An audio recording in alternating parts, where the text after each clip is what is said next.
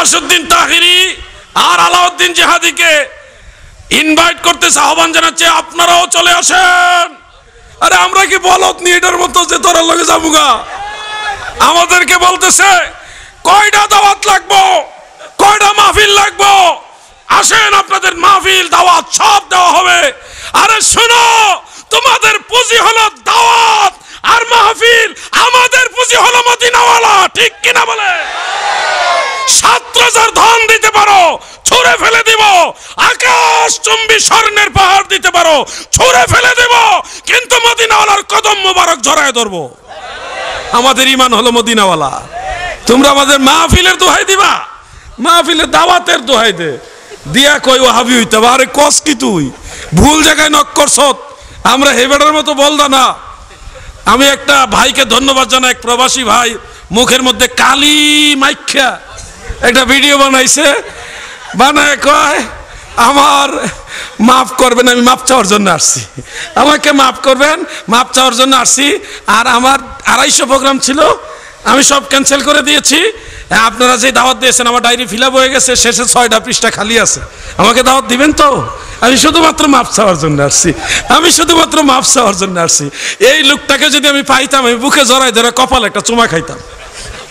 কি যে মজা লাগছে, একবার আসল বাস্তব চিত্রটা তুলে ধরছে যে আমি মাপ চাওয়ার জন্য আসছি, শুধুমাত্র মাপ চাইতে আসে। আমার ডায়েরি 250 প্রোগ্রাম বলে ক্যান্সেল করছে। আরে ভাই, আলাউদ্দিন জিহাদিরও তো 250 প্রোগ্রাম না এক সিজনে। 4 মাস মাহফিল, কয় মাস ঘুমাই রয়েছেন নি? প্রত্যেক মাসে 30 দিন ধরেন, 4 30 কত জোরে কন? তাইলে প্রত্যেক দিন 4 মাস সব বক্তার কিন্তু একটা না মাহফিল থাকে না। আলহামদুলিল্লাহ আমার বেশি থাকে একটু। তো এই 4 মাস প্রত্যেক দিন মাহফিল যদি আপনি করেন, তাহলে পুরো এক সিজনে কয়টা মাহফিল হচ্ছে? 120টা। আর যদি প্রত্যেক দিন 2টা করে হয়, তাহলে কতটা হয়? 250 তো হয় না, 250 হয়নি ভাই। আপনাদের চট্টগ্রামের বক্তা যারা, তারা হয়তো 2টা করে, কিন্তু আউটে অন্যান্য ডিস্ট্রিক্টে একদিনে 2টা মাহফিল করা কঠিন ব্যাপার, সম্ভব না। কারণ যেই মাহফিল যেই এলাকা হয়, আর আশেপাশে অন্য মাহফিল করতে সামাজিকভাবে দেয় না, বলে আমাদের মাহফিলের পরের দিন তোমরা করো, নাহলে আগের দিন করো। এইভাবে ম্যাচিং করে মাহফিল করা হয়, ওইখানে জনসমাবেশ বেশি হয়। আর আপনাদের এই গ্রামে ওই মহল্লা মানে চলছে আর কি। চট্টগ্রামের হিসাব আর অন্য হিসাব এক না। তো এই জন্য আপনি ধরে নিয়েই উনি যে বললো 250 প্রোগ্রাম মিস করছে, ক্যান্সেল করছে, এইটাও একটা টাটকা মিথ্যা কথা। মানুষ এত বড় মিথ্যাবাদী হয়? গিয়াসউদ্দিন তাহিরি রেজি গাইবেন, তার এক সিজনে 250 মাহফিল হয়নি। উনি আমার জানা মতে মাসে 8-10টা 12টা মাহফিল করত মাসের ভিতরে। উনি 250 মাহফিল ক্যান্সেল করছে। মানুষ কত বড় মিথ্যাবাদী। আবার আমি শুধুমাত্র ক্ষমা চাইতে আসছি, শুধুমাত্র মাপ চাইতে আসছি। আবার পরে কয় আমার ডায়েরি 6 পৃষ্ঠা খালি আছে। তাহলে এটা কেমন কথা? উদ্দেশ্যটা তো ডায়েরি, উদ্দেশ্য কি? ওই যে ये हाल तेरा जाल है, मकसूद तेरा माल है। আসলে দেখবেন চেহারাটা নষ্ট হয়ে গেছে এটার। আগে আসিল কালা, তাও ভালো লাগতো, যে সুন্নিদের সাথে চলতো, একটু একটু ভালো লাগতো, কালা হইলেও ভালো লাগতো একটু, চেহারার মধ্যে নূর আসিল। আর এখন চেহারাটা এমন বিশ্রী লাগে, মানে ডাইরেক্ট ইবনে আব্দুল ওয়াহাব নজদির থেকে ফায়েজ ওয়ারেদ হইতাছে, একবার নজদি চেহারার মতো কালা, আবার বিশ্রীও লাগে। এই জন্য বলছি, হেদায়েত যদি কপালে না থাকে, এটা তার জন্য বদনসিব। সোনাকান্দা দরবার এটা আল্লাহর ওলির দরবার, এমন একটা দরবারে সে থাকতে পারলো না, আল্লাহর ওলির দরবারে, এটা তার জন্য একটা বদনসিব না? সুন্নি মুসলমান শোনো, আমরা বেরলভী মসলকে, আলা হজরতের মসলক কিন্তু বহুত বেজাল সুন্নি ঢুকে গেছে। নূরের তৈরি মাটির তৈরিলে এখন আলা হজরত মসলকের লাগে আমার ঝগড়া করুন লাগে। এগুলি কিন্তু আপনারা চিন্তা করতে হইব, নাহলে কিন্তু পরে কুবাইলাম ওই ডাইরেক্ট, কোনো চেহারা দেখতাম না। নবীজিকে যারা মাটির তৈরি প্রমাণ করতে চাইবো, একবারে ডাইরেক্ট অ্যাকশন কুবামু। মাটির ব্যবসা করার কোনো সুযোগ। আপনি যদি কেন আমি আলা হজরত মসলক না, এটা আরেক মুতালেব, এটা আরেক মুতালেব, এটা 2 দিন পরে বড় একটা দল ওয়াহাবিদের লোক নিয়ে আবার মিলে যায়, আবার ডর লাগে। এই জন্য বলছি, নবীজির নূরের ব্যাপারে, সুন্নি আকীদার ব্যাপারে কোনো কনসিডার চলবে। আল্লাহ তাআলা আমাদের সবাইকে আহলে সুন্নাতুল জামাতের পথে কবুল করুক, বলেন আমিন। বিসমিল্লাহির রহমানির রহমানির রহিম লাকাদ কানা লাকুম ফি রাসূলিল্লাহি উসওয়াতুন হাসানাহ। আয়াতে কারিমার বাংলা অর্থ, অবশ্যই তোমাদের জন্য রয়েছে রাসূল পাকের মধ্যে সর্বোত্তম আদর্শ। আল্লাহ তাআলা যাকে সর্বোত্তম বলে, আল্লাহ তাআলা মানে স্বয়ং সৃষ্টিকর্তা, যিনি মালিকুল মুলক, যিনি রাজাদিরাজ, যিনি শাহেনশাহ, যিনি সর্বময় ক্ষমতার মালিক, তিনি বলতেছে তোমাদের জন্য সর্বোত্তম আদর্শ রয়েছে আমার রসুলের মাঝে। আল্লাহ যেটাকে সর্বোত্তম বলে তাহলে এটা কত উত্তম, এটার উপরে আর কোনো উত্তম হতে পারে না। অন্য আয়াতে আল্লাহ তাআলা বলেছেন ওয়া ইন্নাকা লাআলা খুলুকিন আযীম। রাসূল করিম সাল্লাল্লাহু আলাইহি ওয়াসাল্লামের চরিত্র মুবারককে, আদর্শ মুবারককে আল্লাহ তাআলা খুলুকে আযীম বললেন।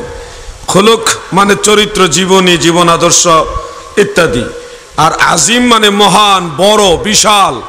তো স্বয়ং সৃষ্টিকর্তা আমাদের নবীজির চরিত্র মুবারককে, আখলাক মুবারককে আযীম বললেন। আযীম মানে আমরা নামাজের ভিতরে আল্লাহর সম্পর্কে আযীম শব্দটা ব্যবহার করি, সুবহান রব্বিয়াল আযীম। আযীম শব্দ আল্লাহর জন্য আমরা ব্যবহার করি নামাজে।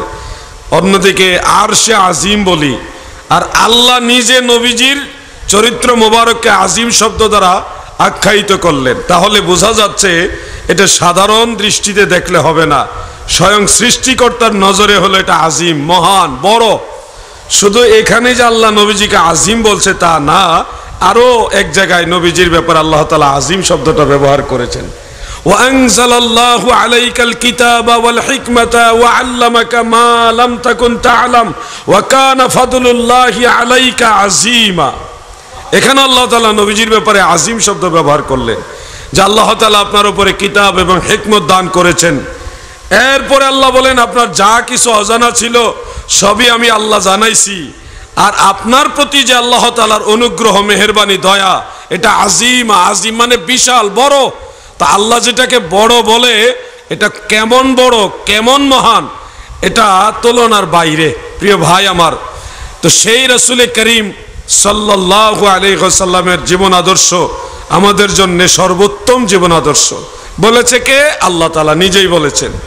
এখন নবীজিকে অনুসরণ, অনুকরণ আপনি যদি করেন তাহলে এহেন কোনো স্থান নাই, এহেন কোনো স্থান নাই যেটা নবীজিকে অনুসরণ করলে আপনি মুক্তি বা নাজাত বা শান্তির পথ খুঁজে পাবেন না।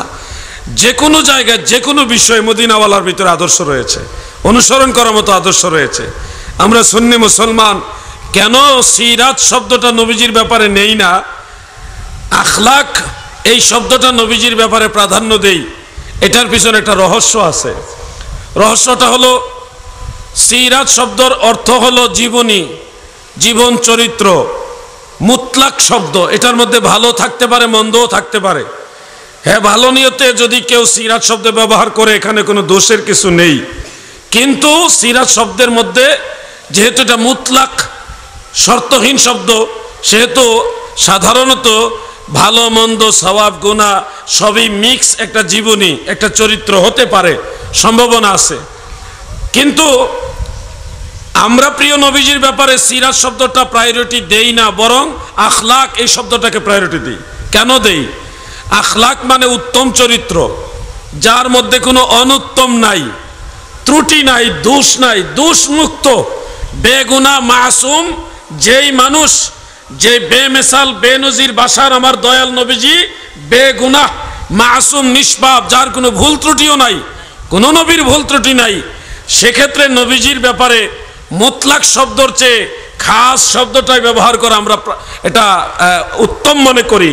এই জন্যে আমরা সুন্নি মুসলমান অধিকতর সতর্কতাবশত সিরাতুন নবী শব্দটাকে প্রাধান্য না দিয়ে নবীর বেলায় আখলাকুন নবী এই শব্দটা প্রাধান্য দেই। কারণ আখলাক শব্দের অর্থ হলো উত্তম চরিত্র, যার ভিতরে কোনো অনুত্তম নাই, দোষ নাই, গুনাহ নাই, ভুল নাই, যা কিছু আছে সব উত্তম।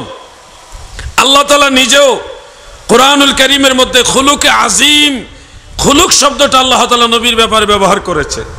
খুলুক, আখলাক, এই কথা আল্লাহ নিজে নবীজির চরিত্র মুবারক সম্পর্কে ব্যবহার করেছেন।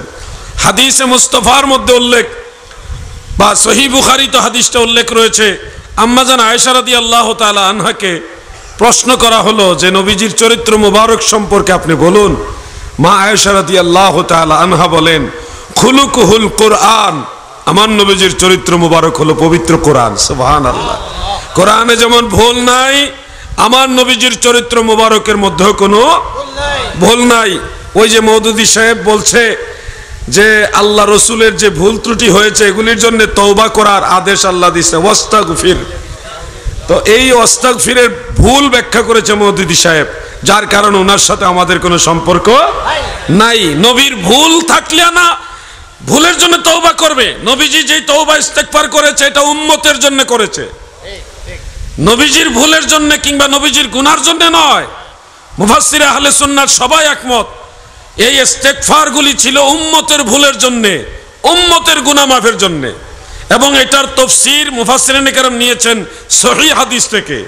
মুসনাদু বাজ্জারে উল্লেখ, প্রিয় নবীজি বলেছেন, হায়াতি খায়রুল লাকুম ওয়া উফাতি আও মামাতি খায়রুল লাকুম। আল্লাহর হাবিবের ইন্তেকাল শরীফের পরের যে অবস্থাটা এটাও আমাদের জন্য উত্তম। কেন উত্তম?